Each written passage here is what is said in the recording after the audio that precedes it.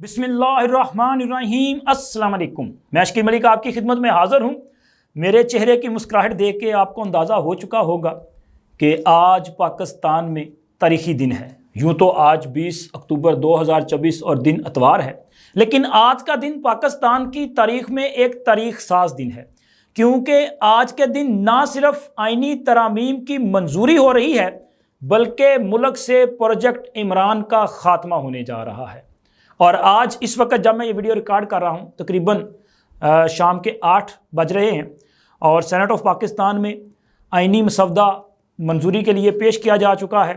और मुख्तलिफ़ सियासी जमातों के रहनुमा इस पर इजहार ख्याल कर रहे हैं और बड़ी शानदार तकरीरें की जा रही हैं, जिसमें एक तो खुशी इस बात पर है कि मुल्क में हमारी सियासी क़यादत ने अपनी सियासी पुख्तगी का एक तरह से ऐलान भी किया है और उसका अमली मुजाहरा भी किया है, और इसके साथ साथ इस आइन साजी के साथ मुल्क में जमहूरियत ज़्यादा मजबूत और मुस्तहकम होने जा रही है। गैर जमहूरी कुव्वतें आपको पता है कि हमेशा उस वक़्त कमज़ोर होती हैं जब पार्लिमान मजबूत हो। तो ये जो तरामीम होने जा रही हैं, ये बुनियादी तौर पे ना सिर्फ जुडिशल रिफॉर्म्स हैं, बल्कि आइन की बालादस्ती को भी कायम करेंगी। क्योंकि आप देखें कि जजिस के तकर्रुर में पार्लिमान का जो रोल है वो पहले से बहुत ज़्यादा मौसर हो चुका है। इसी तरह जजिस के एहतसाब के हवाले से जो है अहम इनिशिएटिव लिए जा रहे हैं, और ख़ास बात ये है कि आइनी अदालत का जो मामला था, जिसमें ये डिसीजन लिया गया मुतफ़िका तौर पे इत्फाक़ राय के साथ, ये फ़ैसला किया गया कि अदालत नहीं बेंच बनाया जाएगा, तो बेंच बनाने का जो इख्तियार है वो भी जुडिशल कमीशन के पास जा रहा है, यानी कि वो चीफ़ जस्टिस के पास इख्तियार नहीं है। और इसी तरह चीफ़ जस्टिस की जो मियाद है वो 3 साल के लिए मुकर्रर होने जा रही है। लेकिन जो सबसे बड़ी डेवलपमेंट है वो है जजिस का एहतसाब, क्योंकि इससे पहले सुप्रीम जुडिशल काउंसिल वाहद फोरम था जहाँ पे जजिस के ख़िलाफ़ कार्रवाई की जा सकती थी, लेकिन देखा यह गया कि जजिस के ख़िलाफ़ उस तरह से कार्रवाई नहीं होती थी जिस तरह की होनी चाहिए थी। और इसके अलावा अगर कोई ऐसा शख्स जो कि कॉम्पिटेंट नहीं है वो इस ओहदे पे आ जाता है किसी भी तरह से, तो उसे कैसे हटाया जाए, कोई तरीका ही नहीं था। अब देखें ना कि इस वक्त हमारी जुडिशरी का जो हाल है, वहाँ पे अपना साबिक जज साहबान के बेटे, उनके भतीजे, भांजे, दमाद, और इसी तरह कुछ ख़ास जो लॉ फर्म्स हैं और लॉ चैम्बर हैं, उनके एसोसिएट जो हैं वो जज बन के बैठे हुए हैं। और बाकायदा तौर पे इस वक्त हमें जुडिशरी में इसी वजह से एक सियासी माहौल जो है वो नज़र आ रहा है। तो खैर, आज पूरी कौम को मुबारक कि अदलिया से तो ये सियासी जो ग्रुप बंदी है इसका ख़ात्मा होने जा रहा है, और ना सिर्फ अदलिया से बल्कि इसका असर पूरे मुल्क पे आएगा, और पाकिस्तान की सियासत से एक जो हैजानी कैफियत है वो भी ख़त्म होने जा रही है। जुडिशल रिफॉर्म्स के साथ ना सिर्फ आइन पसंद, कानून पसंद, आज़ाद ख्याल जज साहबान जो हैं वो आएंगे, बल्कि इस वक्त जो अदलिया में मौजूद सहूलतकार और काले भूंड हैं उनसे भी निजात मिल जाएगी। ये निजात कैसे मिलेगी, इसकी तफसीलात मैं आगे चल के आपके साथ शेयर करूंगा, लेकिन उससे पहले ज़रा जिक्र करते हैं कि ये जो सियासी अफरा तफरी अपने अंजाम को पहुँच रही है, कि पहले तो इमरान खान सियासत से मुकम्मल तौर पे आउट हुए। फिर उसके अलावा आप ये देखें कि इमरान खान का जो ग्रोह है, जिसको वो तहरीक इंसाफ कहते हैं या पीटीआई कहते हैं, लेकिन मैं उसे तहरीक इंतशार कहता हूँ, और इस तहरीक इंतशार का जो पार्लिमानी ग्रोह है वो धड़ों में तकसीम हो चुका है। हम तो काफ़ी देर से आपको ये बता रहे थे कि तहरीक इंसाफ में दरार पड़ चुकी है, और तहरीक इंसाफ के लोग ख़ुद इमरान खान से जान छुड़वाना चाहते हैं। आज चूँकि वैसे तो हुकूमत के पास मेजॉरिटी नहीं है ना, लेकिन सेनेट में भी तहरीक इंसाफ के सेंटर जो हैं इन तरामीम को वोट करने जा रहे हैं, और उनको नाअहल भी किया जा सकता है, उनके ख़िलाफ़ कार्रवाई की जा सकती है, लेकिन इसके बावजूद वो वोट करने जा रहे हैं। 2 सेंटर्स के हवाले से ये कहा जा रहा है कि वो इन तरामीम को सपोर्ट करेंगे। फिर इसी तरह कौमी असम्बली में तहरीक इंसाफ वाले ख़ुद इस बात को एडमिट करते हैं कि उनके 9 جو اراکین قومی اسمبلی ہیں وہ ان کے ساتھ رابطے میں نہیں ہیں، یعنی کہ وہ بھی پارٹی پالیسی سے انحراف کریں گے۔ ویسے ان میں کچھ واقعی آزاد ہیں، جیسے کہ مبارک زیب صاحب جو ہیں وہ بھی آزاد ہیں، کچھ اور بھی آزاد ہیں، چونکہ وہ اپنا یہ جو تھا سپریم کورٹ کا فیصلہ 8 ججز والا فیصلہ، اس نے یہ تو کم از کم مہربانی کی ہے نا کہ 41 کو آزاد قرار دیا ہے، اور وہ 41 میں سے جو بھی ووٹ کرے گا اس کے خلاف تو کسی قسم کی کارروائی نہیں کی جا سکتی۔ لیکن ان ترامیم کے بعد ایک تو ملک سے عمران خان کا جو انتشار ہے وہ منطقی انجام کو پہنچ جائے گا، کیونکہ عمران خان کی نہ صرف سیاست ختم ہونے جا رہی ہے بلکہ پروجیکٹ عمران کو لانچ کرنے والے جو ہیں وہ بھی ناکام ہونے جا رہے ہیں، وہ بھلے پاکستان میں کوئی طاقتور ہو یا کہ عالمی سامراجی قوتیں ہیں، وہ سب کی سب جو ہیں وہ آج ناکام ہوں گی، کیونکہ اب جیسے جیسے سیاسی پروسیس آگے بڑھے گا ویسے ویسے عمران خان آؤٹ ہوتے جائیں گے۔ اور یہ جو آغاز ہوا ہے نا تحریک انصاف میں سے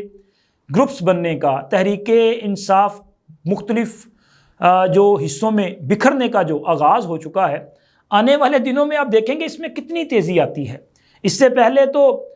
صرف یہ کہا جا رہا تھا جی خیبر پختونخوا میں حالات اچھے نہیں ہیں، وہاں پہ 4-5 گروپ ہیں، لیکن ہم آپ کو بتا رہے تھے کہ قومی اسمبلی میں حالات بھی اچھے نہیں ہیں۔ اور آج جو آغاز ہوا ہے اس میں تو تحریک انصاف والے یہ بھی کہہ رہے ہیں کہ جی ان کے جو نائب کپتان ہیں جناب شاہ محمود قریشی صاحب، جو کہ آج بھی لاہور کی کوٹ لکھپت جیل میں قید ہیں، ان کے صاحبزادے زین قریشی صاحب بھی بغاوت کر چکے ہیں، وہ بھی ان کے مطابق بے وفائی کر چکے ہیں، کیونکہ ابھی قومی اسمبلی میں یہ بل جو ہے وہ پیش نہیں کیا گیا، سینٹ میں پیش کیا گیا، لیکن قومی اسمبلی میں جب بل آئے گا اس پہ ووٹنگ ہوگی تو پتہ چلے گا کہ کون ہے جو اس کے حق میں ووٹ دیتا ہے۔ ویسے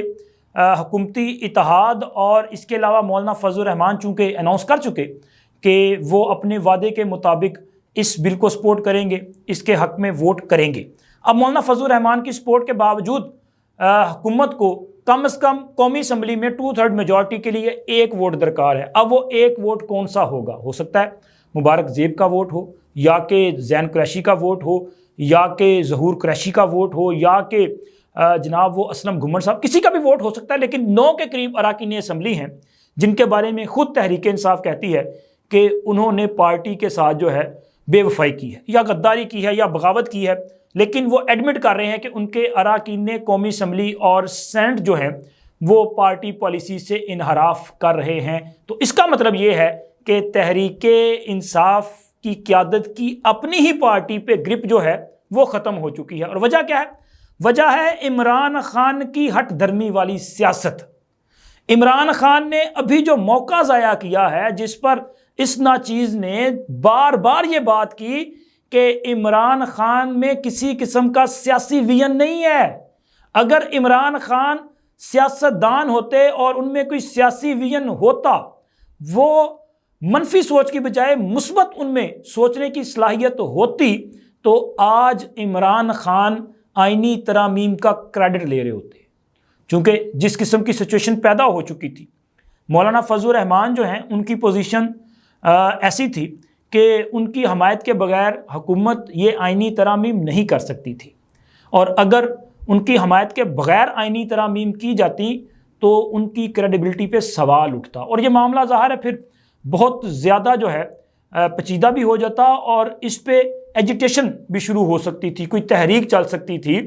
تو مولانا فضل الرحمان کو انگیج کرنے کے چکر میں، ان کو ساتھ ملانے کے چکر میں حکومت نے عمران خان کے ساتھ بھی رابطہ کرنے کا فیصلہ کر لیا تھا۔ یہ جو تحریک انصاف کے لوگوں اور مولانا فضل الرحمان کے مابین نیگوسیشن چل رہی تھی، یہ حکومت کی مشاورت سے سب کچھ ہو رہا تھا، اور مولانا فضل الرحمان کے کہنے پر ہی حکومت نے عمران خان سے تحریک انصاف کے لوگوں کو ملاقات کی اجازت دی تھی۔ اگر عمران خان میں سیاسی ویژن ہوتا اور انہوں نے یہ جو ہوتی ہے نا اپنا تعصب کی،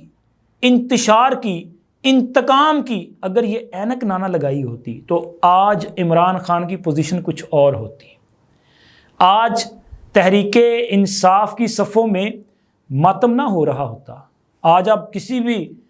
تحریک انصاف کے بندے سے پوچھ لیں، کسی یوتھیے سے پوچھ لیں، تو اس کا جو ہے وہ اپنا چہرہ اترا ہوا ہے، مایوسی میں غرق ہو چکے ہیں،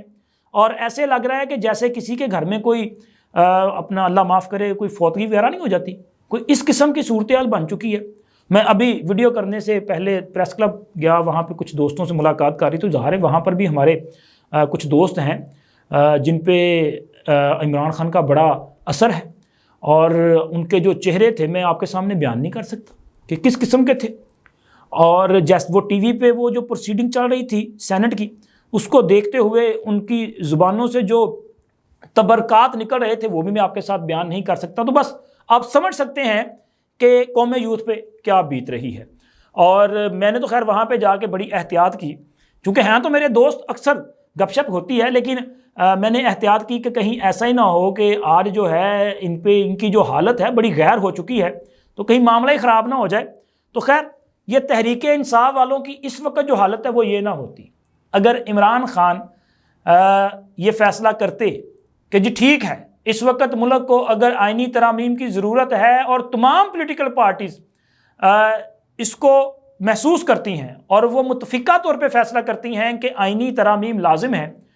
تو میں ان کے ساتھ چلنے کے لیے تیار ہوں۔ تو آج ظاہر ہے تحریک انصاف والے، اور ماشاءاللہ قوم یوتھ سے زیادہ پروپیگنڈا بھی کر سکتا ہے۔ صبح تک جو قوم یوتھ کہہ رہی تھی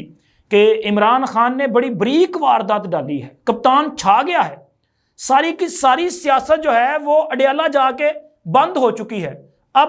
عمران خان کی ہاں میں ہاں ہوگی اور اس کی نہ میں نہ ہوگی۔ مولانا فضل الرحمان اور عمران خان ایک پیج پہ ہیں، اور دیکھیں کہ عمران خان نے کمال فیصلہ کیا ہے، انہوں نے عین وقت پہ ایسی ڈیمانڈ رکھ دی ہے کہ یہ 4 ہیرے آئیں گے، میں ان سے بات کروں گا تو پھر فیصلہ ہوگا۔ تو مولانا فضل الرحمان چونکہ عمران خان سیم پیج پہ ہیں تو حکومت آئینی ترامیم نہیں کر سکے گی۔ میں نے اس وقت بھی یہ بات کی کہ عمران خان صاحب نے موقع ضائع کر دیا ہے، اور آپ بھی یہ ثابت ہو چکا کہ عمران خان صاحب جو ہیں وہ آئسولیٹ ہو چکے ہیں، ان کی سیاسی جماعت ان کے ہاتھ سے نکل چکی ہے، اور یہ سیاسی جماعت مختلف دھڑوں میں تقسیم ہو چکی ہے۔ اور اب آتے ہیں کہ ان آئینی ترامیم کے بعد عدلیہ میں جو ریفارمز ہوں گی، وہ جو میں نے آپ کے ساتھ شیئر کیا کہ میرے خیال میں جو سب سے بڑا کام کیا گیا ہے وہ ہے احتساب کا، جس میں سپریم جوڈیشل کونسل کو پہلے سے زیادہ با اختیار بھی کیا گیا ہے۔ اسی طرح جو جوڈیشل کمیشن ہے وہ بھی با اختیار ہوا ہے، اگر وہ ججز کی اپائنٹمنٹ کرے گا تو وہ ججز کی کارکردگی کا جائزہ بھی لے سکے گا۔ ابھی اگر کوئی جج وہ 2-3 گھنٹے کام کرتے ہیں اور مصروف اس کے بعد جا کے اپنے چیمبر میں آرام کرتے ہیں، اور بعد ازاں بغیر بتائے، بغیر کوئی فیصلہ ڈکٹیٹ کیے، تحریر کیے اٹھ کے گھر تشریف لے جاتے ہیں، تو ایسے ججوں کی ہمیں ضرورت تو نہیں ہے۔ تو پھر ایسے ججوں کے خلاف بھی کارروائی کی جائے گی، ان کے خلاف جو ہے برطرفی کا معاملہ آگے بڑھے گا۔ اور اب جب کہ یہ قانون بن جائے گا، اور ہو سکتا ہے جب آپ یہ ویڈیو دیکھیں تب تک سینٹ سے یہ جو مسودہ قانون ہے اس کی منظوری دی جا چکی ہو، اور پھر اس کے بعد قومی اسمبلی میں بھی انشاءاللہ آج ہی یہ پروسیس کمپلیٹ ہونا ہے،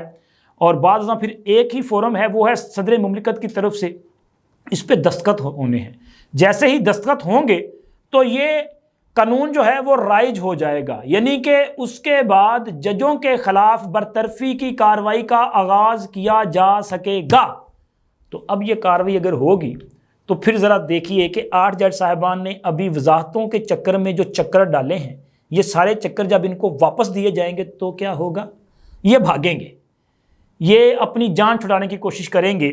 اور ان کی جان جو ہے وہ نہیں چھوٹے گی۔ اور دوسرا جناب، کیونکہ اب نئی آئین سازی اور نئی قانون سازی کی روشنی میں اب چیف جسٹس کا جو انتخاب ہے وہ پارلیمانی کمیٹی نے کرنا ہے، جس کے لیے 8 MNAs اور 4 سینیٹر حضرات جو ہیں ان کا انتخاب کیا جائے گا، جس میں اپوزیشن اور حکومت دونوں کے یہ نمائندے شامل ہوں گے، اور 2/3 اکثریت کے ساتھ یہ کمیٹی جو ہے ایک نام پرپوز کرے گی، اس کی سفارش وزیر اعظم کو بھیجی جائے گی، اور وزیر اعظم وہ سفارش جو ہے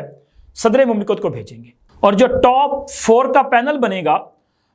اس میں منصور علی شاہ صاحب ہیں، اس میں منیب اختر صاحب ہیں، یحییٰ افریدی صاحب ہیں، اور چوتھے نمبر پہ جناب جسٹس امین الدین خان صاحب ہیں۔ تو اس وقت جو سچویشن بن چکی ہے، جو چیزیں سامنے آ چکی ہیں، اس میں ٹاپ 2 جو ہے ان کو تو آپ کنسیڈر ہی نہ کریں، وہ تو کسی صورت بھی نہیں ہوگا۔ اور پھر پیچھے آگے جناب یحییٰ افریدی صاحب، یحییٰ افریدی صاحب جو بڑے اپ رائٹ جج ہیں، لیکن ان کی بھی بہت زیادہ محبت ہے منصور علی شاہ صاحب کے ساتھ اور اطہر من اللہ صاحب کے ساتھ۔ اب دیکھیں کہ ان کے نام پہ جو ہے اتفاق رائے کیا جاتا ہے یا کہ پھر امین الدین خان صاحب۔ ویسے میرا یہ خیال ہے، مجھے لگتا یہ ہے کہ ٹاپ 4 کا جو پینل بنے گا اس میں سے چوتھے نمبر والا جو ہے یہ سب سے اہم ہوگا، بالکل اسی طرح جس طرح لاہور ہائی کورٹ میں 3 کا پینل تھا اور تیسرے نمبر پہ جسٹس عالیہ نیلم تھی تو وہ چیف جسٹس بنی، تو یہاں پر بھی چوتھے نمبر والے جناب امین الدین خان صاحب جو ہیں ان کے بارے میں زیادہ میرا یہ خیال ہے کہ زیادہ چانس ہے کہ وہ اگلے چیف جسٹس ہو سکتے ہیں، لیکن یہ حتمی فیصلہ جو ہے وہ اگلے 24 گھنٹوں میں بالکل سامنے آ جانا ہے، کیونکہ کل پیر والے دن شام تک جو ہے اگلے چیف جسٹس کے نام کا اناؤنس